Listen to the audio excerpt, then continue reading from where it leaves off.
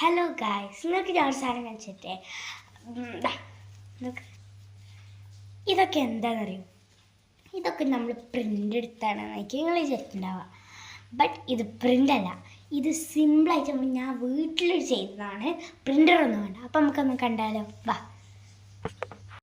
So guys, ഇത് ചെയ്യാനായിട്ട് നമുക്ക് വളരെ കുറച്ച് സാധനം മതി. അപ്പോൾ എന്തായാലും നമുക്ക് കണ്ടാലോ? വാ.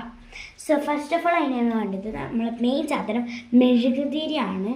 മെഴുകുതിരി വേണം, പിന്നൊരു കോയിൻ വേണം, പിന്നൊരു ന്യൂസ് പേപ്പർ വേണം.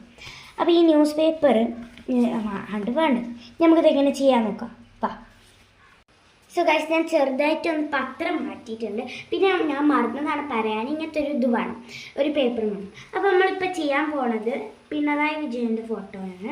സോ ഫസ്റ്റ് ഓഫ് ഓൾ ഇത് ചെയ്യേണ്ടതെന്ന് വെച്ചാൽ ഈ ഫോട്ടോയുടെ മേലെ കൂടെ ഒരു മെഴുകുതിരി എടുത്തിട്ട് അതൊന്ന് നന്നായിട്ട് ഇങ്ങനെ സ്ക്രബ് ചെയ്യാം.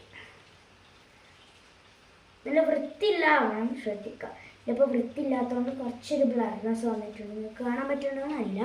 ഓക്കെ, ദെൻ ഈ ഒരു കുറേ വരയ്ക്ക് വെച്ച് കുറച്ച് മതി. എന്നിട്ട് ഇതൊന്ന് ഈ ഒരു പേപ്പർ ഇതിന് മേൽ കറക്റ്റ് മെഷർമെൻറ്റിൽ വെക്കാം. എന്നിട്ട് നമ്മുടെ ഈ കോയിൻ എടുത്തിട്ട് ഇതിന് മേലെ നന്നായിട്ട് സ്ക്രബ് ചെയ്യുക. ഇത് എനിക്കറിയില്ല, ഇത് നമ്മളെ അമ്മമാർക്കൊക്കെ അറിയുണ്ടാവും, ഉമ്മമാർക്കും ഉപ്പാക്കും അച്ഛന്മാർക്കും അമ്മമാർക്കൊക്കെ അറിയുണ്ടാവും. ഓക്കെ, അപ്പോൾ നമുക്ക് ഇങ്ങനെ സ്ക്രബ് ചെയ്യാം, നല്ല സ്ക്രബ് ചെയ്യാം. എന്നാലാണ് ആ ഒരു പിക്ചർ ഈ പേപ്പറിന് അങ്ങോട്ട് ഒട്ടത്തുള്ളൂ.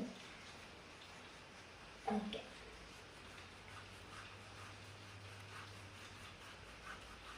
ഓക്കെ, നമുക്ക് എടുത്തു നോക്കാം.